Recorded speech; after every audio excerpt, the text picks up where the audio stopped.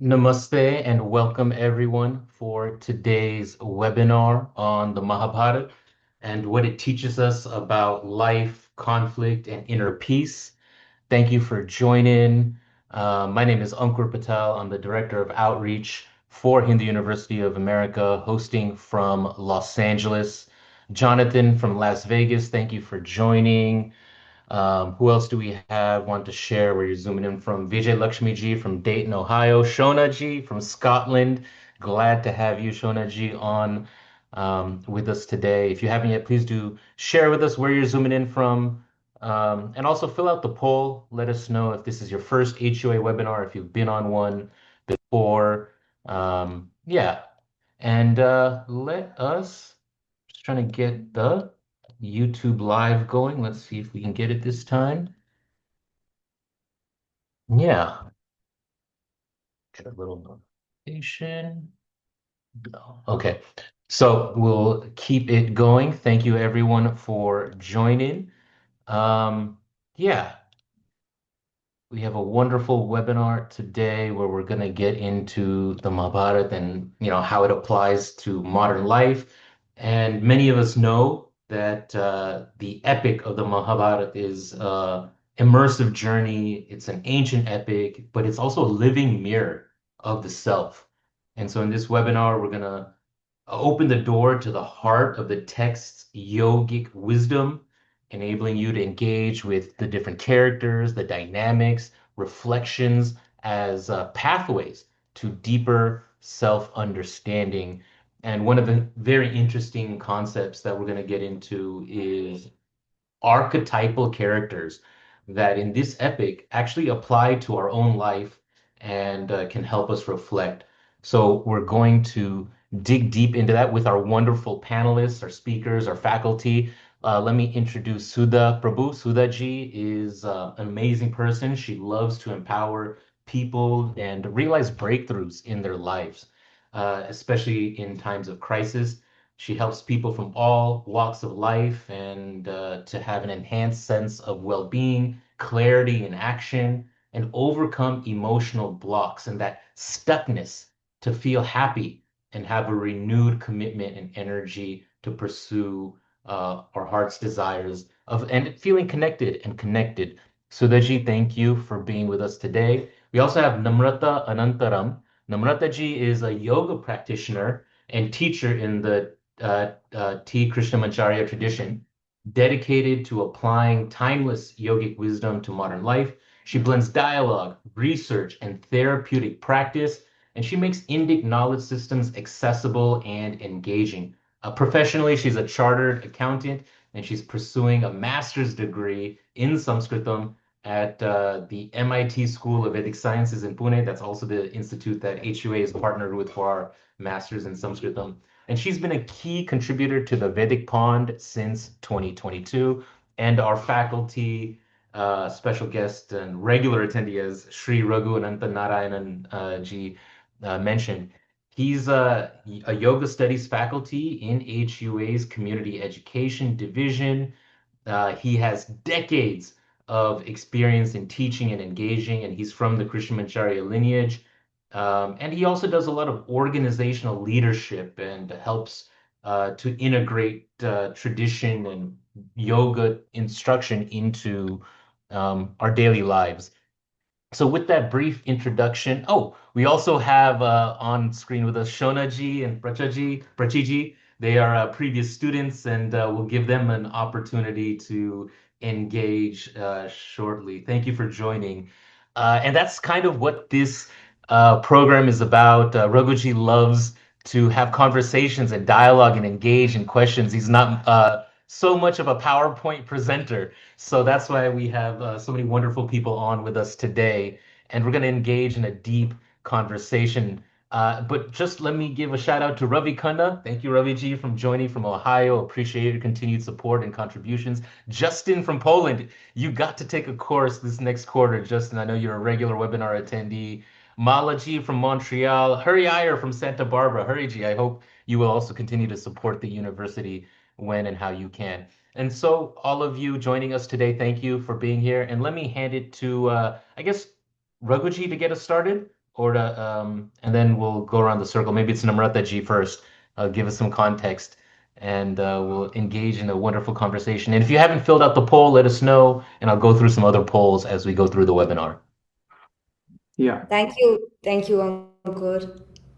Yes, Raghu, you about to say No. something, please. I was just going to tell him to put you on so you can do the prayer and start. Yeah. Sure. Yeah, thank you so much, Ankur, for introducing all of us. I thought it'll be nice to, go into a small prayer before we go into a small discussion about the webinar and the program itself. So I invite all of us to take a minute to center ourselves. Maybe close our eyes.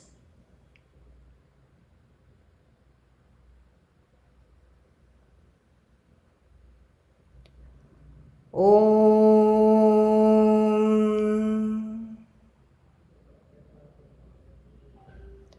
सहनाववतु सहनौ भुनक्तु सह वीर्यङ्करवावहै तेजस्विनावधीतमस्तु मा विद्विषावहै ॐ शान्तिः योगेन चित्तस्य पदेन वाचां मलं शरीरस्य च वैद्यकेन योपाकरोतं प्रवरं मुनीनां पतञ्जलिं प्राञ्जलिराणतोऽस्मि आबाहुपुरुषाकारं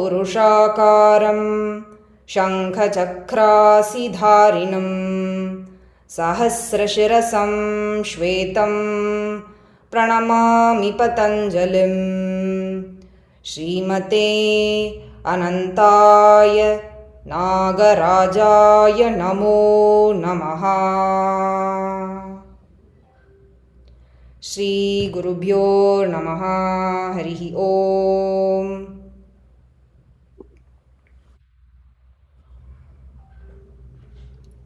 So thank you once again to HUA. Thank you so much, Ankur, for the lovely introductions and inviting all of us in. It's been a wonderful time to go into some of this work with Raghu over the years. Raghu brings in a very interesting perspective on the Mahabharata itself. Just a brief couple of thoughts or reflections on what this program hopes to be before I invite some of our friends here, Prachi ji and Shona ji, who've actually gone through some of this in the recent past quite deeply themselves. So as also the webinar invitation also read, right, Mahabharata in the times of conflict, in the times of war, but it also read about what we can learn about our inner conflicts and the wars emerging within us. So this course seems to or promises to not go into too much of historical perspectives on the Mahabharata. We will not be looking at recensions and various commentaries on the Mahabharata. But this course rather looks at Mahabharata as a mirror, as something that allows us to really look at ourselves. Raghu has spent decades of work, using Mahabharata as a framework, as really this lens that gives us a perspective to look further into ourselves, into the world, into the ways we make meaning of ourselves and the world through the archetypes of the Mahabharata. Enough is not good enough for me to speak about it here. It might seem little confusing, little all over the place, but I think what might be useful is to bring in Prachi and Shonaji. What is it that has stayed with you from this course? We know that you've gone through a couple of weeks of this program in the recent batch before this. So I just want to invite you to get a sense of what drew you in, and what is it that has stayed with you, if you would like to share with some of our participants who've joined in today. Prachi ji, Shona ji, any of you could come in. Yeah, sure. Thanks, Namrata.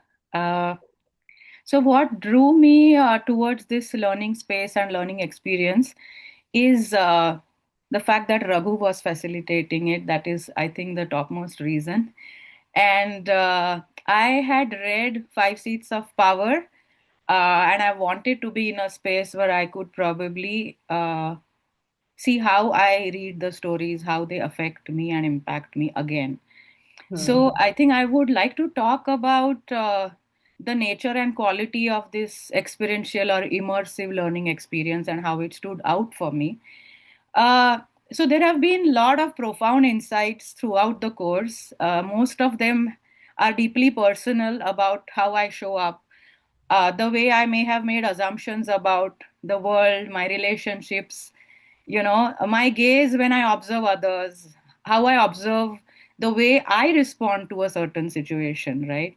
So I want to talk a little bit about the awareness that stories, especially the stories from Itihasa, can bring, right? So we have heard these stories from childhood. I've watched plays, not to mention the TV serials and the novels that are based on this topic, right? So they seem to have left some imprint on us. I had already made sense of these stories as a child, then as a young woman, perhaps. And when I read these stories again, it's amazing to see what it evokes in me from a deeper place, right? It may seem like I'm just at the surface level of most of the times judging these characters, right? But if I look a little deeper, right, every character is actually something that is revealing something about myself. Like, for example, it surfaces my deepest hurts when I listen to stories of Karna, my emotions, sometimes my unexpressed anger when I read about Draupadi, my confusion or how I judge people who are absolute about, like story of Bhishma or Yudhishthira. They're very absolute about, but it's like the reason I'm reacting to it because I also have that tendency, right? It has revealed my stuckness about certain ideas and concepts in life. So personally, I've seen how I've immersed myself into those exploration throughout this course, and it has been insightful to see what I held as an individual, and at times something that I was not expecting is what how I'm even voicing out a much larger human experience. Like that is something I cannot do as an individual. I need to be in a space like this for that to reveal itself to me, and that has been really fascinating. So, like, if I summarize, I would say it's probably the most elegant, subtle, and yet an impactful way of connecting to my own evocations about how Itihasa has left an imprint in me. And I think it is a step, one step in the direction of where I want to head as a student and as a learner. Yeah. So thank you, Raghu, and thanks to HUA to hold this space for me and for others. Yeah. Yeah. Thanks. Thank you, Prachi ji. It was very, very interesting how you brought out, the Itihasa Purana and characters or, figures from the story being within us, right? That being almost like the prime focus of this entire process. I'd also like to invite Shona ji at this point. Shona ji, would like to listen in what stayed with you, what were some things that emerged for you from this program. It was an amazing course. I was on a HUA journey. I'd been taking HUA courses for a year and a half, and I wanted to continue on my journey learning about yoga. And when I saw that the course said Yoga of Mahabharata, it intrigued me, and it was the most amazing course.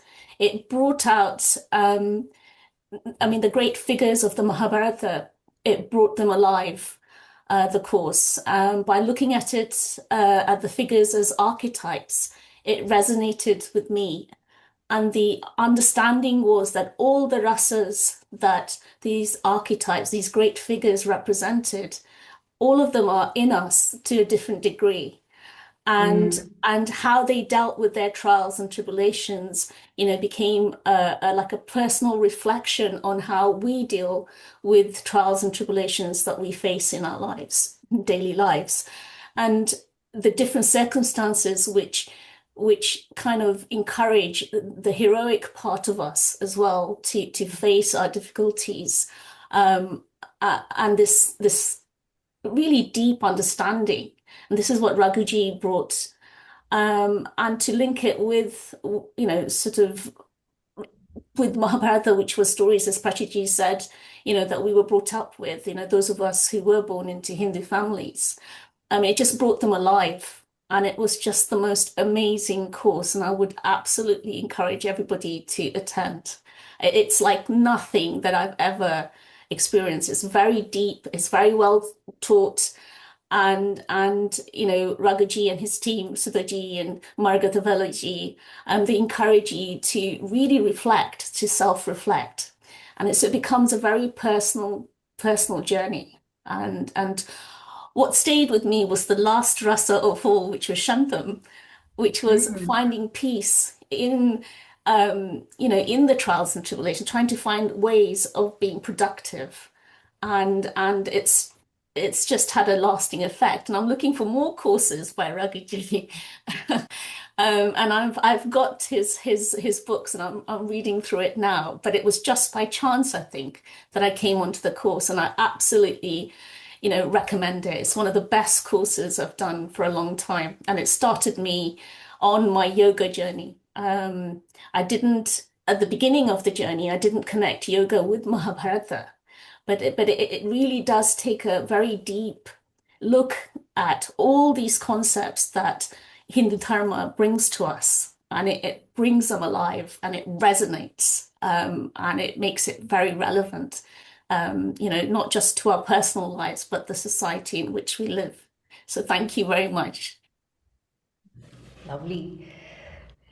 Thank you. Thank you so much, Shonaji.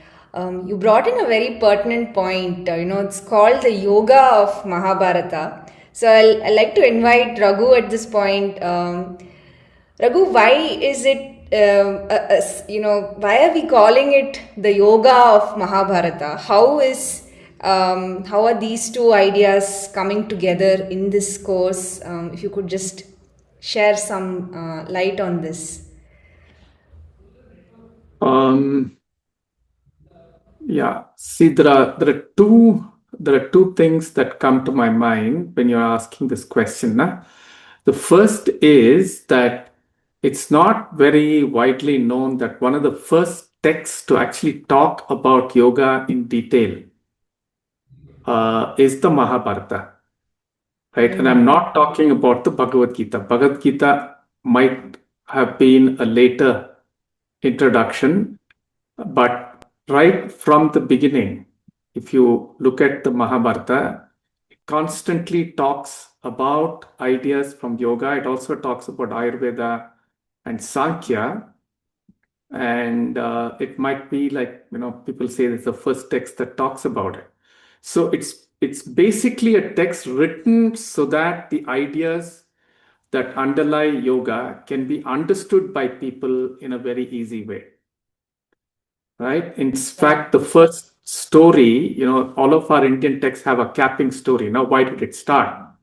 So here the story is that, like all of these stories, they don't start with once upon a time long, long ago. It always starts with saying there was a time when Dharma was going down. And Brahma decided that he needs to help people to re-establish themselves in Dharma. So he invites Vyasa and he says, please write a book which is very deeply anchored in everyday life. It's a rasatmik book. It evokes people from within, but it also communicates the deep insights of yoga. So that's the design intent of the book. And my guru Krishnamacharya, whenever he taught the Yoga Sutras, would always illustrate the Yoga Sutras with stories from the Mahabharata mostly. He would also use Ramayana, but mostly from Mahabharata. So that's the criticality of Mahabharata as a yoga shastra.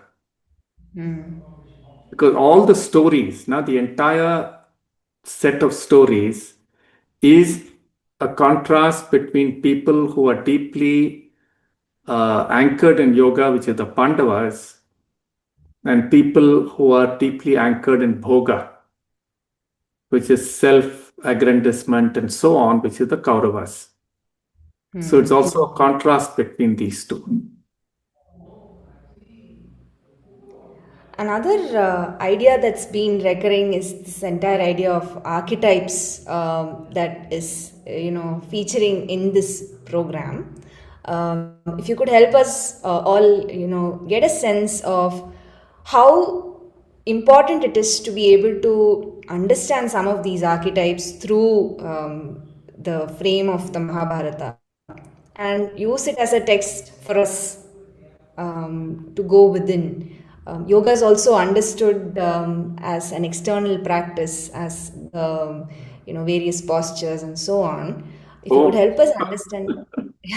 No, that's a big problem, because the Yoga Sutras, less than 10, 12 sutras is all about asana and pranayama.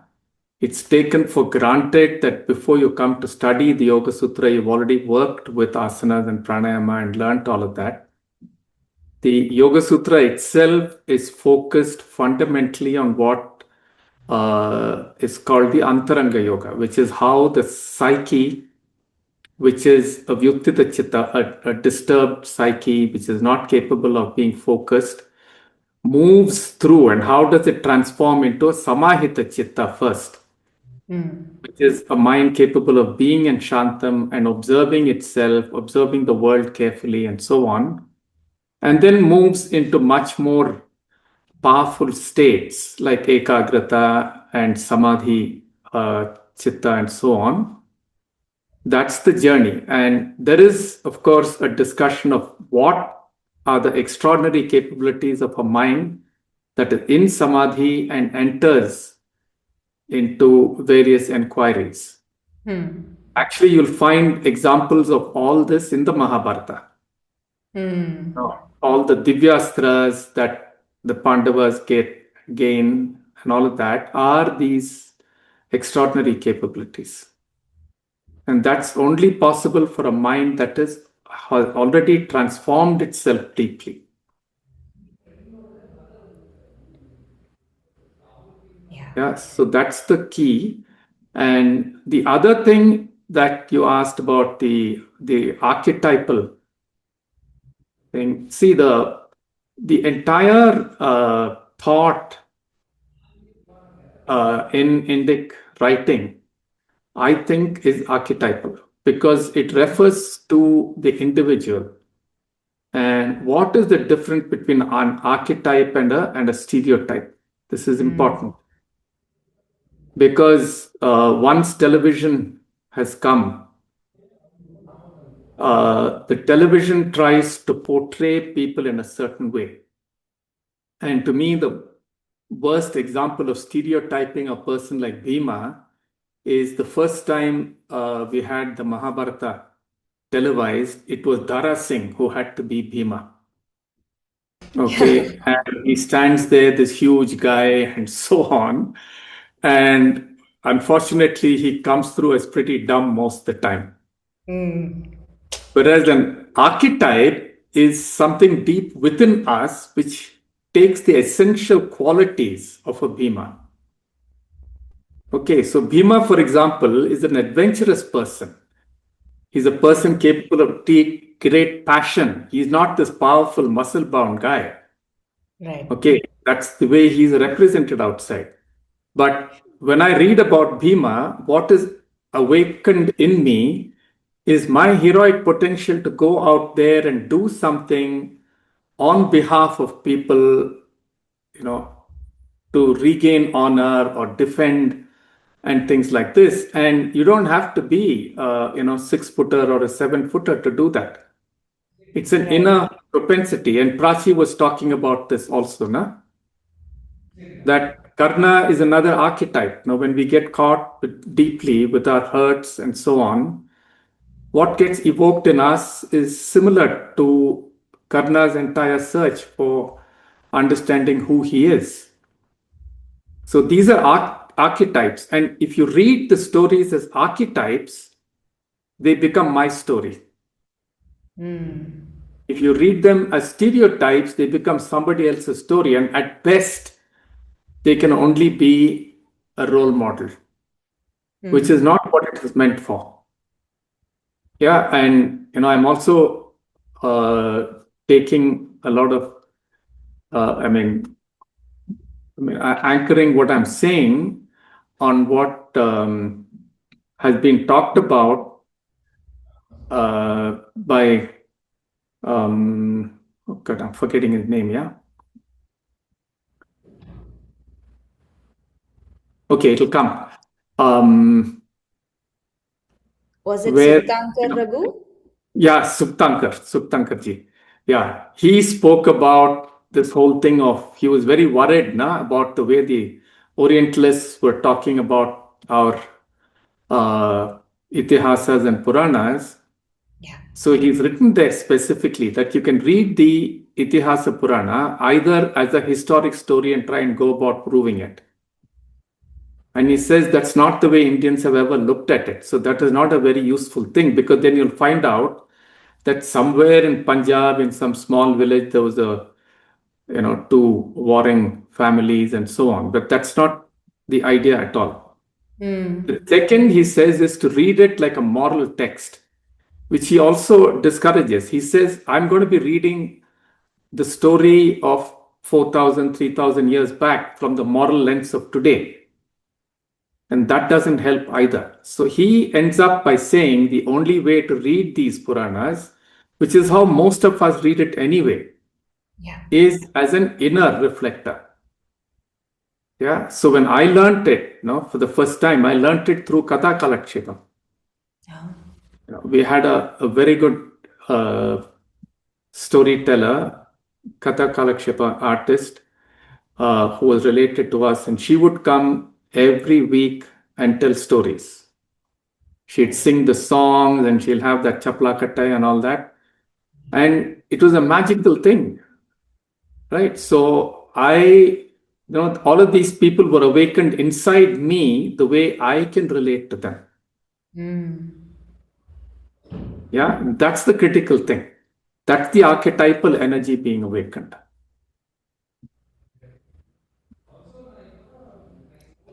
Thank you, Raghu. And for our viewers, just want to also share that you can, have a look at Raghu's book on the 5 seats of power.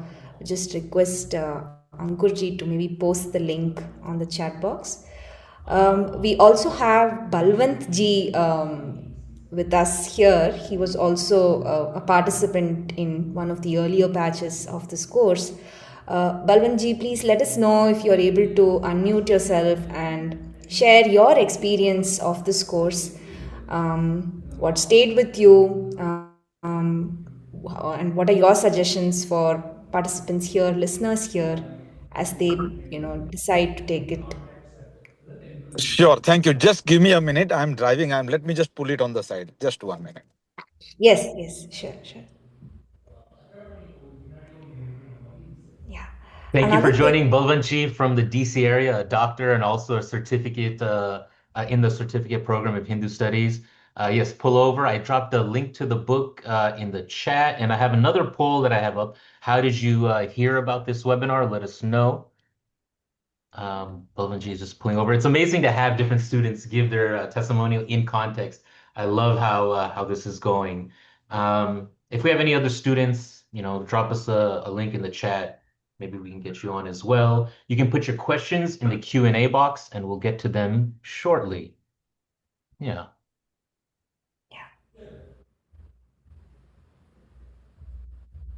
let's have a So conversation. Yes. so yeah, Yes, so I have Sonaki. Hi. yes. Hi. First of all, good morning, greetings, and namaskar to everyone. I truly am honored to get this opportunity as a panelist. To just give you a brief background, I'm a board certified plastic reconstructive cosmetic surgeon. I'm also a hair restoration physician and a hair transplant surgeon, and also an anti-aging physician. I'm also a student currently doing certification program in Hindu studies through University of America. This course, Yoga of Mahabharata, I joined this course because I was inquisitive as to what it is. And as Raghuji said, for me, this was a stereotype. I mean, I looked at the Mahabharata serial, I read, and that's all I knew. I, the moment I joined the course, I realized that how much ignorant I was. Oh my God. And I could not believe that I was ignorant. That is like, really, here I am a plastic surgeon in India, plastic surgeon in USA. I have read this and everyone is going gaga over what I have done. But this course brought me to the ground, made me realize my ignorance, and from there on, my perspective changed.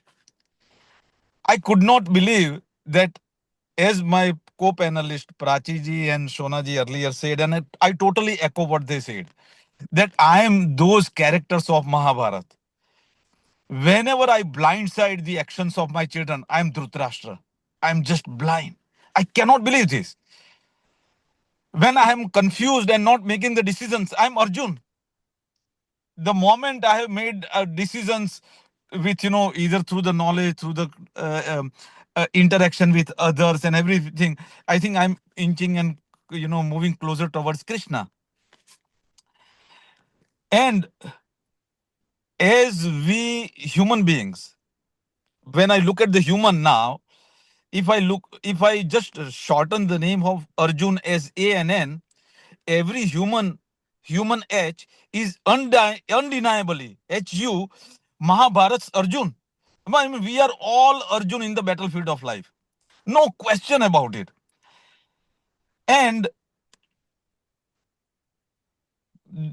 slowly and slowly, as we, get into all these characters, the biggest earthquake that takes place in anyone's life, and I can this form, and everything is good, is the marriage. The biggest earthquake. When there are more relationships coming into play, known, unknown, and everyone in between. And then that marriage of battle starts. And so this, at some point, I would like to take this course again, because you just cannot take it enough. You just cannot. And as Shonaji earlier said, and also Prachiji mentioned, I mean, the course is designed so well. It is not a whole lot of work. It basically, it is experiential. I mean, you go through all these churning within you, emotions within you, left, right, up and down, and like 360. And then you try to center yourself. And if with the blessings, you can kind of find some semblance and some centeredness. And I had said this in Mahabharata. I mean, Mahabharata now, what does it mean to me? So Mahabharata is a mirror about MA, human attributes or human archetypes. MAHA, basically helping all of us, BHA, relational appreciation and transcendence. That is the Mahabharata.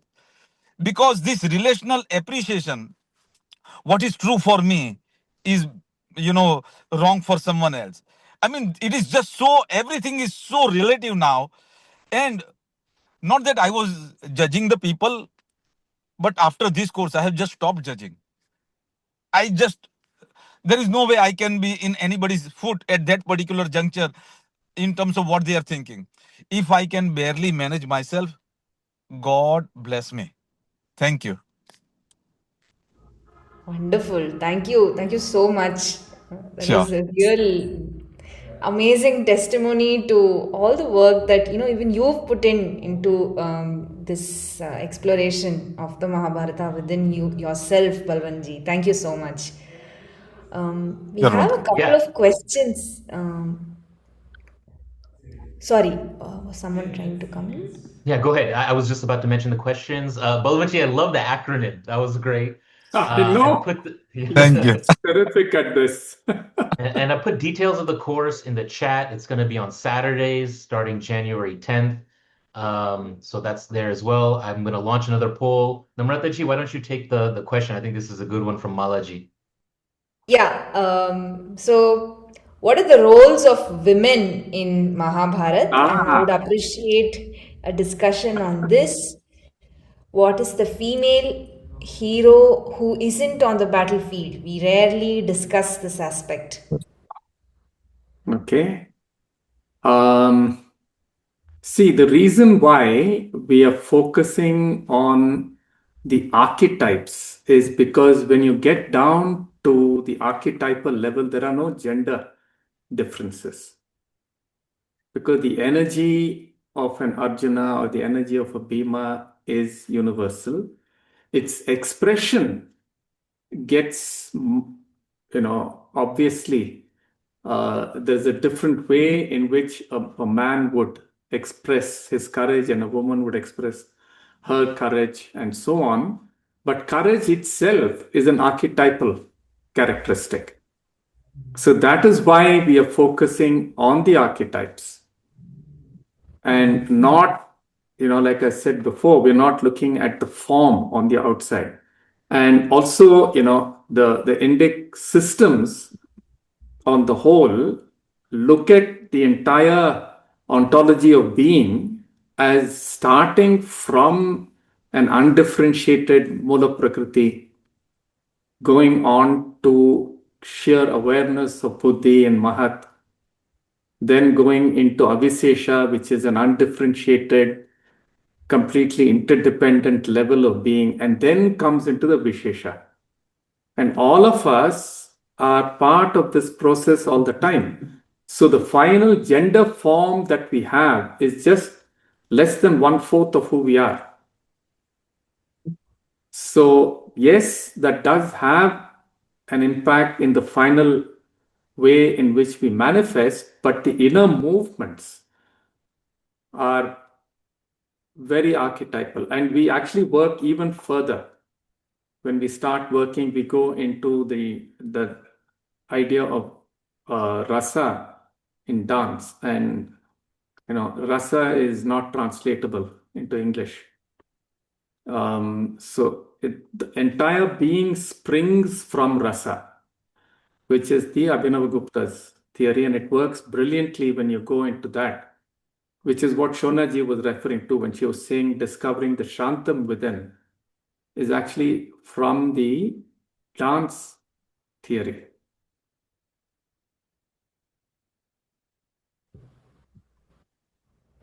Yeah. We have a sort of follow up to that, Raghu. Yeah. There's also been a question if we can, discuss perspectives from Panchali, Kunti, Maitreyi, Satyavati, and so on, from Malaji herself. Now, this particular program doesn't discuss it.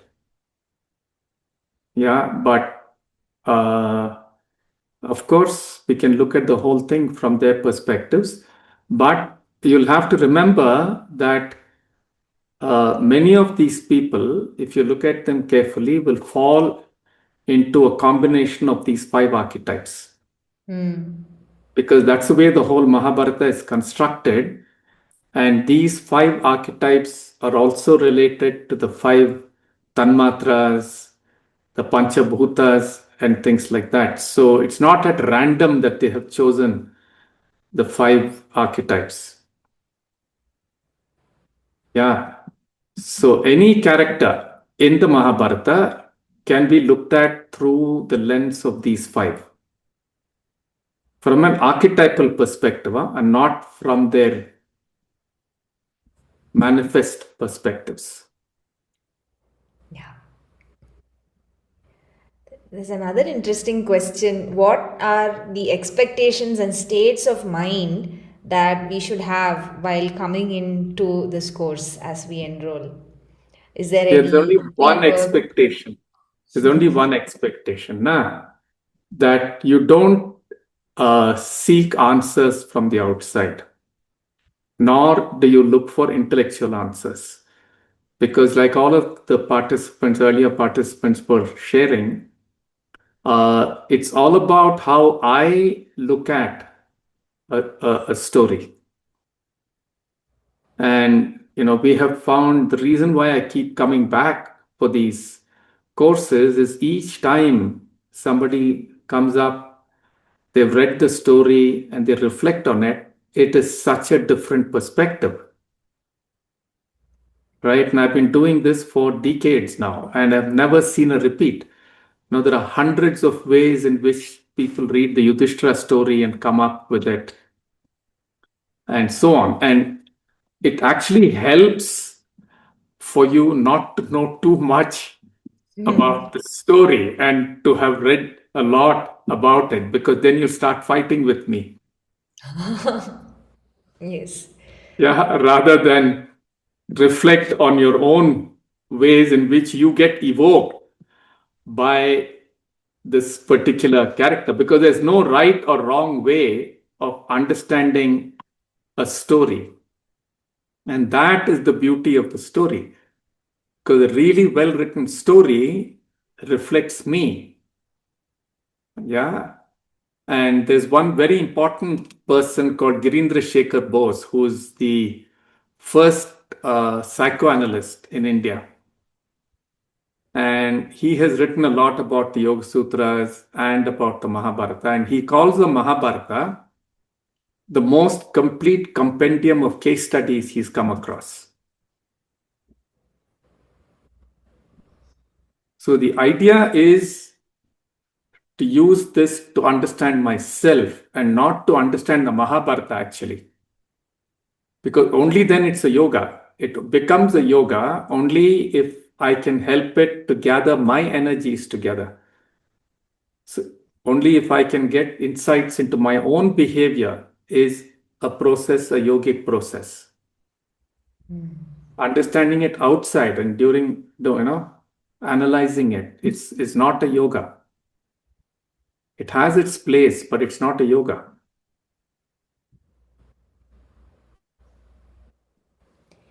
A related question to this, is this about understanding oneself or is it about action needed from oneself? Both, it fundamentally looks at how I make meaning of the world and how I perceive the world. And these are 5 distinctly different ways of perceiving the world and perceiving the self. And all action choices comes from meaning making. So when I look at the world through the Yudhishthira lens, I will look at where the things are going right, where it's going wrong, how to set it right, and so on. But if I'm looking at it from the Bhima lens, let's say, I'm going to look at where is the fight, where is the need to defend, and that's a whole different view. So we need to understand all these 5 views, otherwise we get stuck with 1 or 2 dominant ways, and then we can't get unstuck from it. So those situations, or we continuously interpret life only in one way, whereas life is coming in it's a variety of things. And that's probably what Balwanji was also referring to, that everybody is going to have their own way of looking at things. They're at different stages of their own growth. So this helps us to widen our perspective, get out of stuck ways of giving meaning, and therefore increase our versatility in action. Yeah, instead of being what they call a one-trick pony, I'll be able to perform many tricks depending on the context.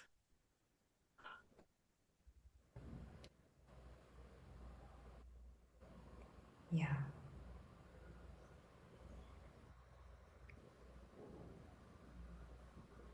We have a few more questions. A hand is up. Vinita ji, if you want to unmute and ask your question, you have that ability now. And then we have a longer question from Dhurandhar.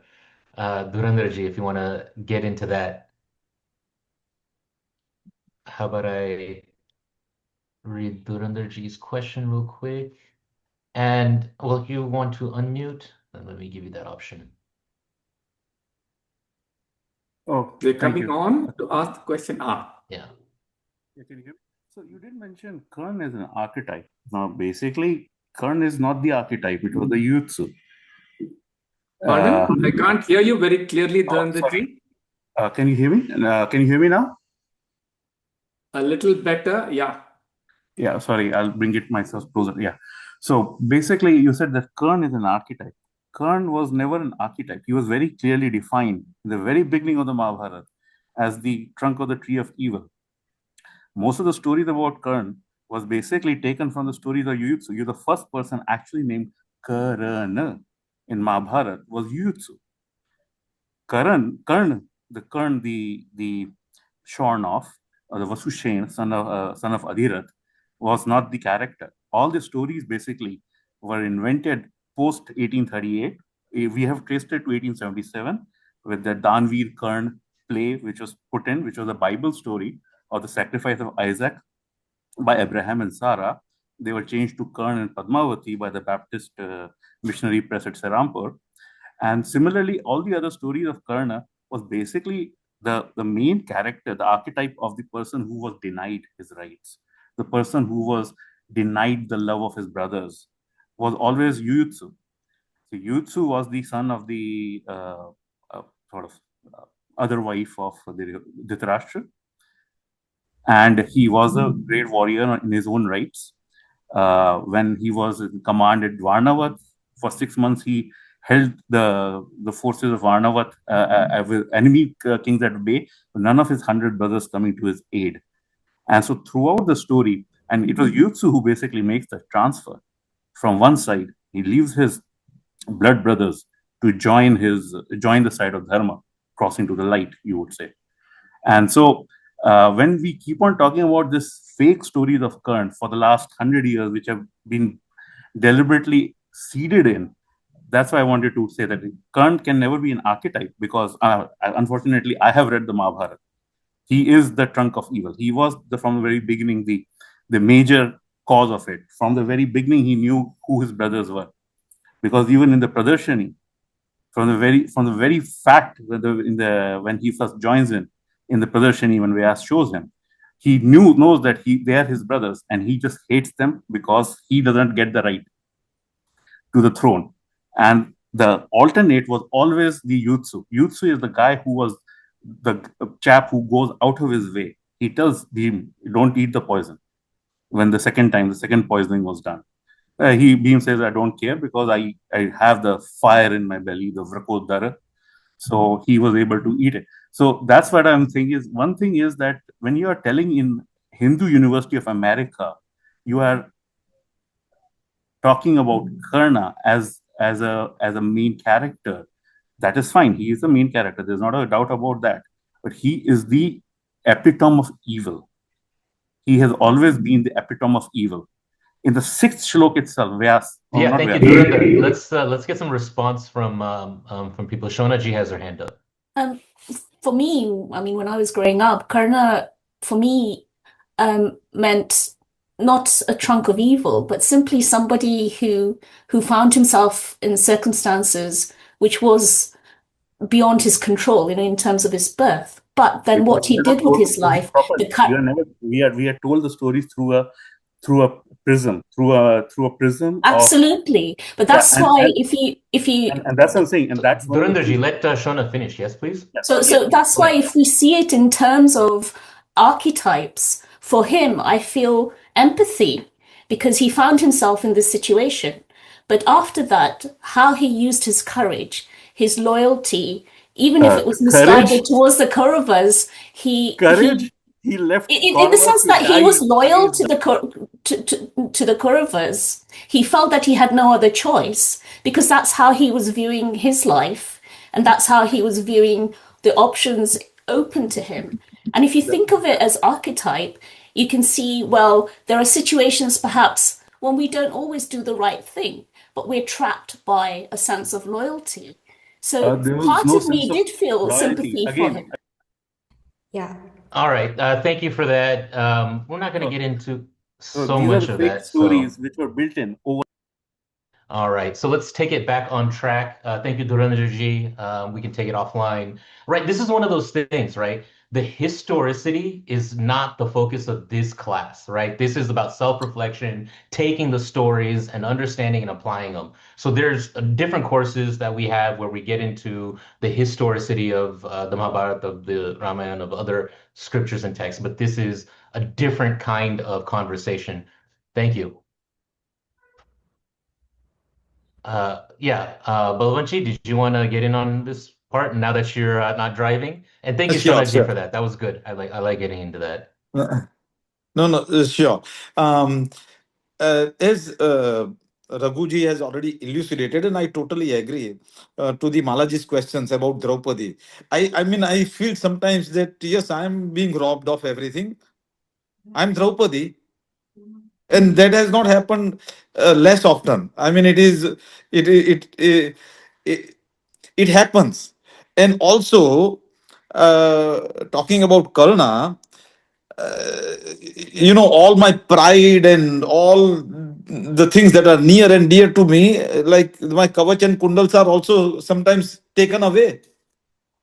So I'm not able to hold on to everything the way it was, the way I was, the way it was, like my way or highway. No, that is not there anymore. And Mahabharat, after taking the course, totally changed my perspective. As I mentioned, I was like ignorant square, ignorant times ignorant. It was like, but it has truly helped me center myself and everything around me. Um, and as I said earlier, um, I would I feel that this course has to be taken by every human beings across the globe. Actually, this course should be the center at the United Nations. Like every diplomat or whosoever visits there, well, okay, you have this 10-week course or short synopsis. Please understand so that all of you who take the responsibility and decisions regarding affecting the whole humanity across the globe, hopefully they can make some sense out of it and do the right thing. Thank you, Balwanshi. Raghuji, why don't you jump in here? We have one or two more questions. I do have the poll up. Let us know if you're interested in the course. Yeah. You wanted me to answer these questions? Yeah, just what are your thoughts on this, and give us there are two, three things. No, I'm fully with what Shonaji and Balwanji was saying. There are two perspectives. Now, this is why I was quoting the earlier authors and so on. In Tamil Nadu, for example, there is a tradition of performing these as plays. Okay, unfortunately, now they're called folk theater and whatever. They were village theater performances, which has been going on for 1,000 years, unbroken. And these are extremely important cathartic events for the whole village. And even now, people put in a lot of money to make sure that these plays happen, and it's called the Bharata Kutha. And the way these stories have influenced people is the critical issue for me. And I've been, involved in working with the, Bharata Kutha people in Tamil Nadu. And their understanding of the stories and the way they interpret the stories is phenomenal. And I have personally learned much, much more about how to take in the story and make it into my learning process from these people who are otherwise farmers and so on and so forth. Their erudition is phenomenal because their understanding of the human context is so deep. I've not learnt as much from Sanskrit scholars who talk about Mahabharata. So my perspective is this. My perspective is we have a set of stories. We've read these stories. Now, it doesn't matter really whether it came in 1838 or 1940 or 5,000 years ago. What matters is how am I interpreting the story? And what does it do to me? And what can I learn from the way I'm evoked by it or I interpret it? So that's the focus of this program. Yeah, so if you're expecting an erudite discussion, this is not the program for you. Because there are definitely, there are much more erudite people on the historicity of the Mahabharata and so on that HUA is inviting for other courses on Mahabharata. This is not one of them. This is depth psychology. This is Svādhyāya at a very clear, that's the focus. And how actually I'm interpreting the Yoga Sutras through this. So that's the focus. So it actually doesn't matter to me what stories we use. We can use any set of stories, but we have to learn how to start from the story and go inward. And that's what we're going to learn. So like somebody had said earlier, now why not the story of Kunti? Yeah, why not?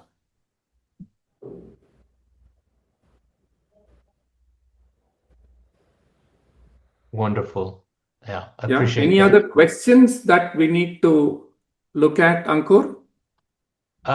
No, I think we've gotten through the questions. Namrata ji, Okay. do you want to give it a couple more thoughts? And we maybe Prachi ji, if you want to share a little bit, and then we can go around one time. And we're nearing the top of the hour. We've had a great conversation.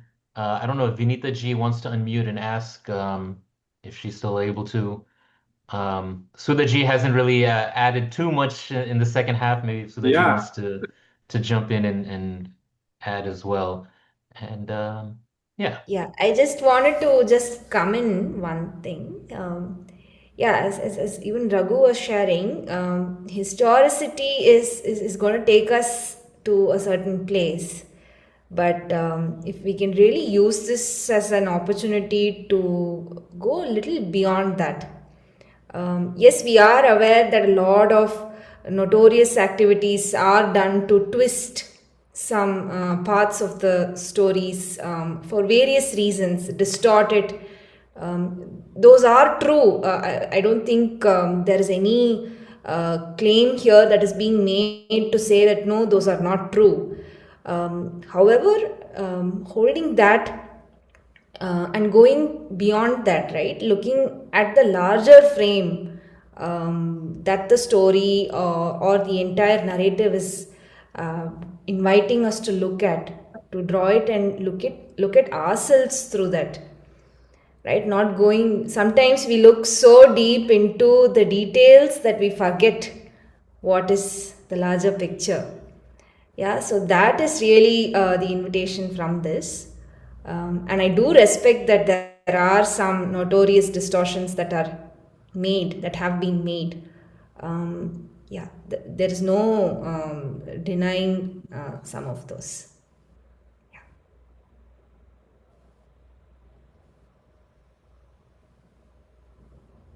Sudha, would you like to come in? Maybe Sudha wants to say something. Yeah. A lot has been already shared, and for me personally, I think the yoga of Mahabharata gave me an opportunity to really look within my patterns of response and handling a situation, to really explore what are my propensities, leaning into certain characters, within me and how have I built my identity pattern from it? What am I reinforcing? What am I not willing to look at it? And it has made, I think, when I'm in a situation to bring in my leadership qualities, to bring in a wholesomeness within me. And I think that's what the program really offers. And it doesn't really stop with just doing it one time, right? I have been doing this program now for several times, and each time a different layer opens up. It's like almost like unpeeling. It keeps peeling and different situations I'm able to see and then make choices. Like I know, like I have the passion of Bima and I like to take it on. But now I'm also saying, hey, can I just step back? Can I pause? Can I look at it, not wanting to rush into a situation and, be that, but hey, I really want to engage, how I really want to engage in. So in a way, it has helped me to look at how can I leverage my energy for something better?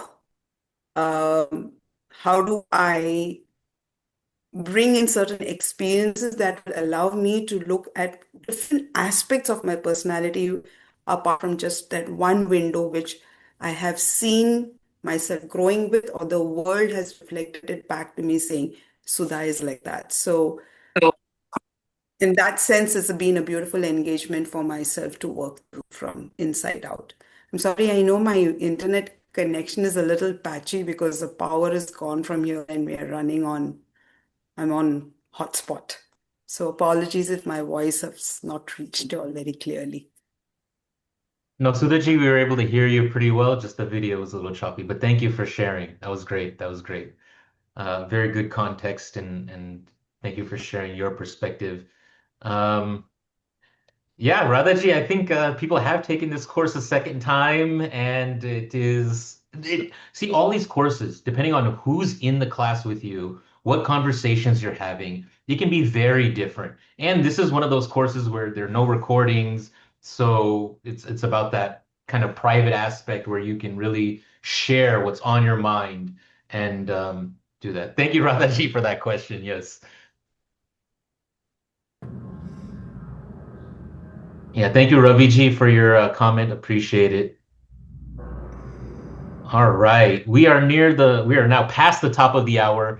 Let us, Pratiji, do you want to say something before we close out? And then Namrata ji, I'll hand it to you to figure out how we want to end. So we'll give it to Raghuji to close us Yes. out. All right, Raghu. Oh, Balvanji. All right, Balvanji has his hand up. Yeah. So Ankur, give me the opportunity. I bow my head to Raghuji, Namrataji, Sudhaji, all the co-panelists and the fellow beings. I would love to have this course round the year. If there is something like that around the year, maybe once Balwanji, then you should be bowing to Ankurji. He will communicate to HUA. sure, sure. No, thank you, thank you. Yes. I Yes. think I just wanted to say something, and that is, what this course taught was self-empowerment is not limited to anyone's gender. I can be Arjuna, I can be any of those great figures or those rasas that's represented. And self-empowerment, whether you're a man or a woman, it's there within you. Your choices and your agency is within you, and that's what this course teaches. So I thank Raghuji and his team very much.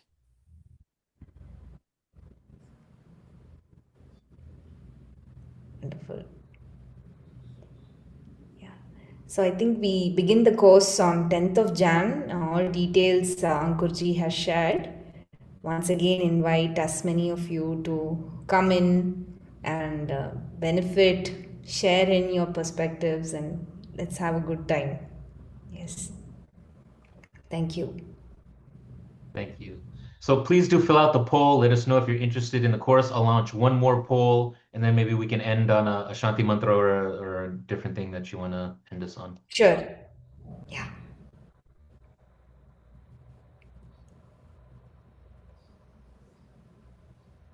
Who would like to?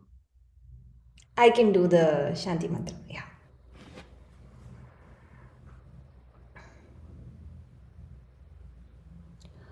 Om Asatoma Satgamaya Tamasoma Jyotirgamaya Mrityorma Amritangamaya Om Shanti Shanti Shantihi.